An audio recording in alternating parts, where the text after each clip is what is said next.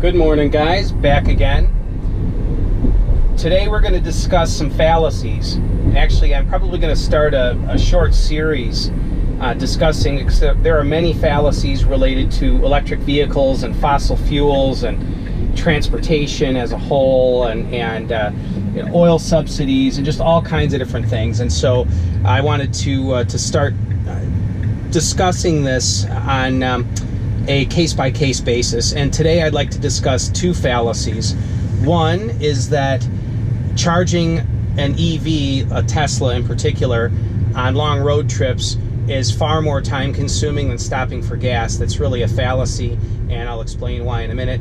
Second fallacy is on the other side, and that is that fossil fuels are a bad thing. And I'm arguing both sides of this today. This is just one guy's perspective on it and my experience since I drive, and I've driven 40 to 50,000 miles a year for the last 30 years.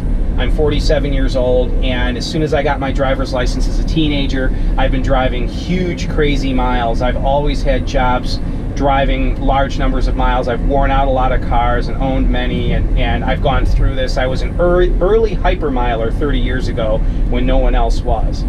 So anyway, kind of a long intro, but let's get into it.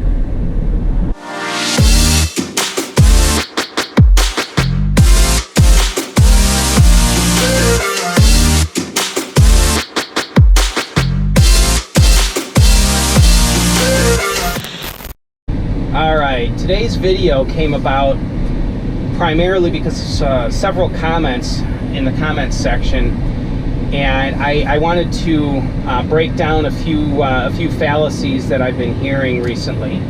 And not that there is no truth to these whatsoever, but that I believe often people will lean too heavily on one side of an argument and not recognize that there definitely are there's more truth to one side than the other. And anyway, one of those comments is that's made regularly is, I could never do the long distance traveling I do if I have to stop every few hundred miles for 45 minutes or an hour or whatever to charge.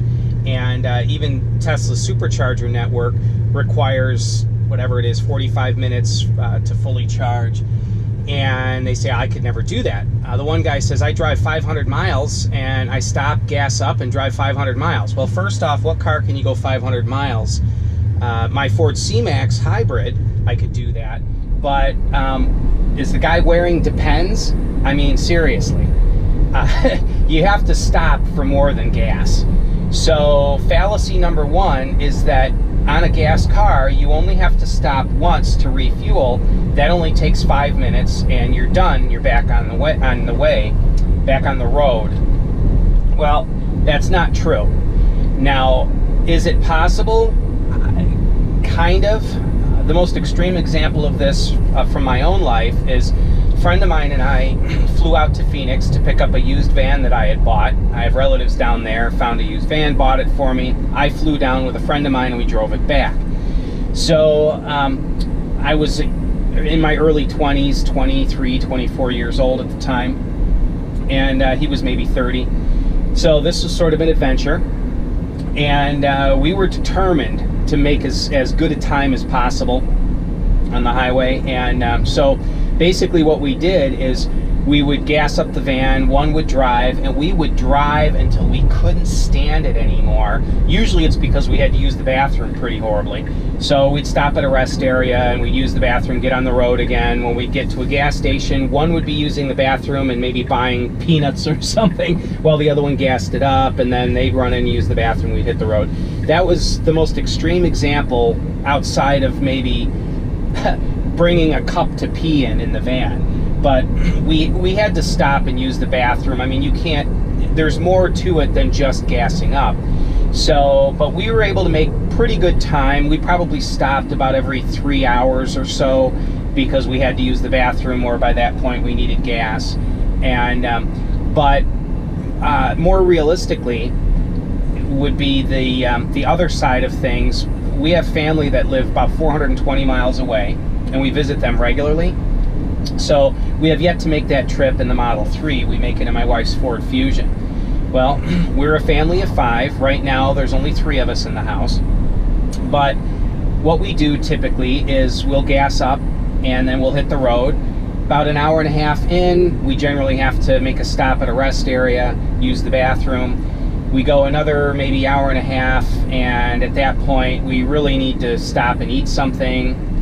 Yes, you can bring food with you on the road, but typically for us, we'd stop and grab a quick bite to eat. Then another hour and a half or 2 hours up the road, we'd stop and gas the car up. So each of those stops takes some time. So even if we're stopping at a rest area, which is easy off the expressway and easy back on, it's still probably going to kill an absolute minimum of 10 minutes. By the time you park the car, you walk into the building, you use the bathroom, wash your hands. I would hope you guys are washing your hands. And then walk back to the car, get in the car, get situated in the car. And nobody just gets in the car and takes off, you know, oh, I need a juice box or whatever. And so people start rummaging through the car, and then you get back on the road. Typically a rest stop is about 15 minutes for us.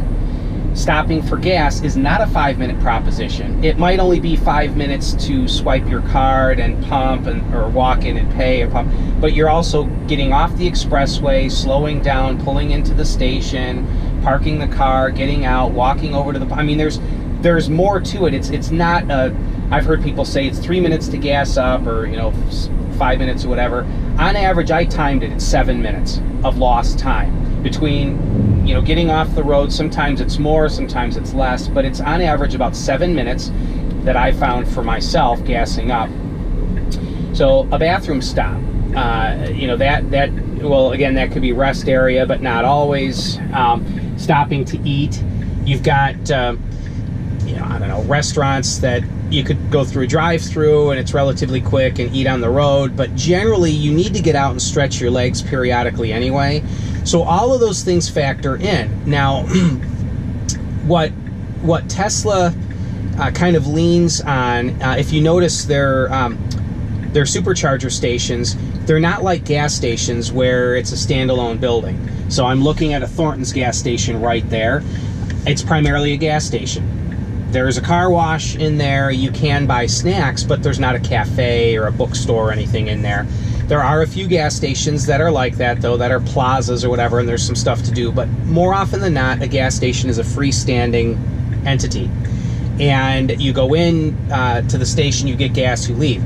Tesla sets up their superchargers near strip malls and that kind of thing. So when you plug the car in, what they're expecting you're going to do is plug the car in. You're not going to drive it all the way empty. You're not going to go 300 miles and then charge it for an hour or whatever.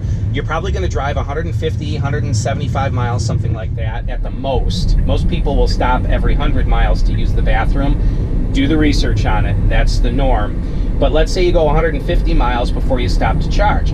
So you stop, you plug the car into the supercharger, and that 150 miles, especially if it's right in the middle of the range of charge, isn't going to take you very long to charge up, 25 minutes maybe.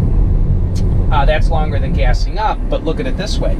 If you wait to that point to use the bathroom, so you time it properly, everybody use the bathroom before you leave, everybody eat something before you leave, you hit the road, by the time you stop to charge, a couple hours up the road, everyone needs to use the bathroom and eat something, so you pull in, you plug it into the supercharger, everyone hits the bathroom, you're done going to the bathroom, you look for something to eat, and by the time you get back to the car, it's pretty well charged back up, or almost there anyway, and you get back on the road. Now everyone's used the bathroom, everyone has been fed, the car has been charged, all in one stop. So that one stop took a while, but you're not stopping as frequently. And I'm not exactly sure why the paradigm with gas cars is the way it is. And some of you I know are going to, in the comment section, say, no, when I stop for gas, I use the bathroom, I blah, blah, blah, and do it all at once. Well, I would say a lot of people don't do that, and I would even hazard a guess to say most people don't stop for gas, use the bathroom, eat their food, do everything all in one stop. It's multiple stops along the road. So, and a lot of that's because, admittedly, it is quicker to gas up than to charge, so it's not a big deal if you don't get gas when you stop to use the bathroom, because you can always stop later.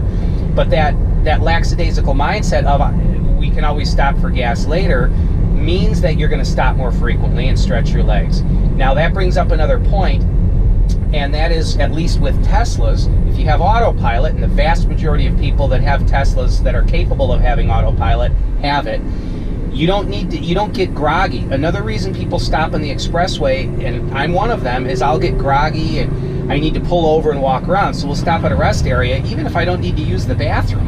And I'll walk around because I'm falling asleep at the wheel and safety issues, so I'll get out and walk around. But with Autopilot, that pretty much goes away because you don't have the hypnotic stare out the windshield. With Autopilot, when you get groggy, you turn it on and you can kind of stretch and look around. It's wonderful. And yet, if you fall asleep in Autopilot, it will notify you and wake you up. That's why it nags you to grab the steering wheel. So that's not present in most gas cars. There are a couple cars that will do this. Cadillac would be one good example that has their Super Cruise, but that's only available on certain highways. So that's one fallacy. Now, I'm going to give you a fallacy on the other side, and that is that we need to get off fossil fuels completely. Well, I would say most EV extremists, I don't know how else to phrase that, and I don't mean to offend anybody by saying that, but most EV extremists would want you to believe that fossil fuels are evil, they're horrible, they're terrible. This is not true. We need fossil fuels. Electric technology will not fill every void. In fact, chemical propulsion, not necessarily fossil fuels, but chemical propulsion, SpaceX, our beloved Tesla, Elon Musk is CEO of SpaceX. You cannot do space travel, at least not in the manner that, I don't think you could do it at all, without chemical propulsion.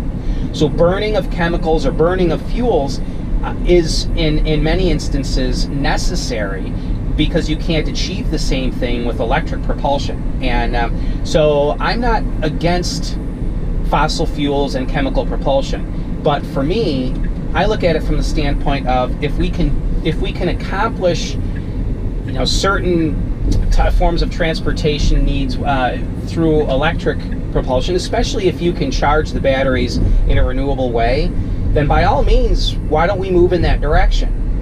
And save the fossil fuel use for where it's needed. All right. I also don't mind recreational use of fossil fuels, drag racing or various forms of auto racing that cannot be done with EVs, or at least not with current technology. I have no problem with it. I enjoy watching racing. I mean, it's fine. I don't have a problem with it. But again, I go back to I think that for the majority of just normal human transportation, I believe EVs really can suit just fine. So for those that leave comments and say things like, well, I could gas up in 5 minutes, every 500 miles and I'm back on the road. Oh, that is a crock. Nobody does that. I mean, you can try for a world record marathon and do that, but my gosh, 99%, you would be the 1 percentile, because 99% of people stop multiple times along the roadway, not just for gas. So let's get that out of the way right there. So anyway, my rant for the day, and so just thought you guys would get a kick out of that. And hey, what do you think of the new intro? What do you think of the my lavender shirt? I think this is lavender. I am very secure in my masculinity, so I don't mind wearing bright colors. So anyway, thanks for watching. Please do me a favor, subscribe, give me a thumbs up. Let me know in the comments section if there's anything that you'd like me to change. I have actually changed quite a bit about the videos that I record just based on suggestions. And a new intro is one of those suggestions. But I'm more than willing to make other changes if they seem necessary. But anyway, thanks guys. Because of the support that you guys have given me, I've been able to put more content into the channel, and my subscriber count has doubled in the last, actually more than doubled in the last 30 days. And I really appreciate you guys. My goal is to have 10,000 subscribers by the end of the year, so I'm going to do my best to give you guys the content you want. As I stated in my last video, a lot of cool videos coming up, a lot of cool ones. You guys are going to want to see the trunk stripped open and the liner taken out. The subwoofer and the amp are pretty cool back there. So I've already started filming that. You'll probably see that video and then maybe my next video, it's hard to say. But anyway, also coming up tomorrow, my tires will be in. So the day after, let's see here, 2 days from tomorrow, they'll be mounted and balanced and installed on the car. I'll be shooting a video on that, and really excited to shoot as many videos as I can for you guys, especially while the Model 3 is popular. Also, let me know if you want me to do videos on other cars. I will be doing a video on my my Civic Si. I've been mentioning that to you guys. It's still essentially new. It's got 5,000 miles on it. I want to do a review of that car. I may start doing some modifications on it. And my wife and I are looking at potentially buying a Fiat 124, a little convertible. So I'd do a review on that. But just let me know what content you guys would like to see more of, and I'll do my best to get it for you. Have a great day, guys. We'll see you again. Bye-bye.